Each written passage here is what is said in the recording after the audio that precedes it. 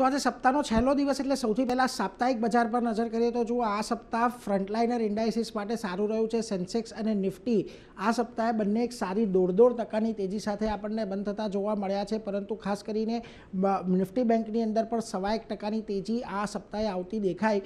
પરંતુ ખાસ કરીને વાત કરીએ મિડકેપ અને સ્મોલ કેપની તો અહીંયા સપ્તાહ થોડુંક નબળું રહ્યું છે। મિડકેપમાં લગભગ આ સપ્તાહે 0.5% અને સ્મોલ કેપમાં લગભગ 1% ઘટાડો આપણને આવતો દેખાયો।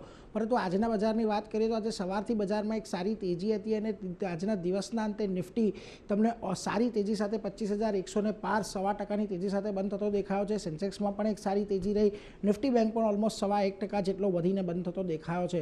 સ્મોલ કેપ અને મિડકેપમાં પણ આજે તમને સારી ખરીદારી જોવા મળી, પરંતુ અહીંયા જુઓ મિડકેપની અંદર એક રિલેટિવલી આઉટ પરફોર્મન્સ હતું, પરંતુ સ્મોલ કેપ હજી પણ થોડુંક અંડર પરફોર્મ આજના દિવસે કરી રહ્યું હતું। હવે આજના દિવસે જે સેક્ટર્સ તમને ખાસ કરીને ફોકસમાં દેખાય, એમાં રિયલ્ટી સ્ટોકમાં એક સારી એવી તેજી આવતી જોવા મળી, પીએસયુ બેંકમાં એક સારી તેજી હતી। આ ઉપરાંત સરકારી કંપનીઓ નિફ્ટી ફાઇનાન્શિયલ્સમાં પણ એક સારી તેજી સાથેનું આજે તમને ક્લોઝિંગ આવતું જોવા મળ્યું। આજે કોઈ સેક્ટર લાલ નિશાનમાં બંધ નથી થયા, એટલે નિફ્ટીના વધનારા સ્ટોક્સની વાત કરી લઈએ તો આજના દિવસે જુઓ તમને જ્યાં સારી તેજી આવતી જોવા મળી છે, જીઓ ફાઇનાન્શિયલ્સમાં એક સારી તેજી રહી, એમએનએમ એક સારી તેજી સાથે બંધ થયો છે, ભારતીય એરટેલ એક નવા શિખર પર બંધ થયો છે અને ટ્રેન્ડમાં પણ ખરીદદારી આવી। પરંતુ હીરો મોટોકોર્પ, મારુતિ આ બે એવા સ્ટોક હતા કે જે આજે લાલ નિશાનની અંદર આપણને બંધ થતા જોવા મળ્યા છે। માત્ર 2 કે 3 જ સ્ટોક એવા હતા કે જેમાં આજે ઘટાડો જોવા મળ્યો હતો।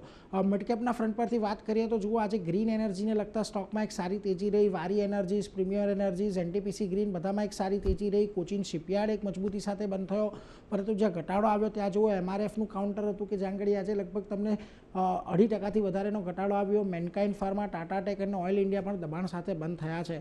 ઓવરઓલ હવે આપણે 25,100ની ઉપર બંધ થયા છે, એટલે જો થોડું પણ આપણને ગેપઅપ મળે છે 25,200ની ઉપર તો કદાચ આવતા સપ્તાહે આપણને તેજી વધતી જોવા મળે, પરંતુ જો જીઓપોલિટિકલ ટેન્શન વધે છે તો કદાચ આ લેવલથી આપણને ફરી પાછા આપણે કન્સોલિડેશનમાં જ આવી શકીએ છીએ।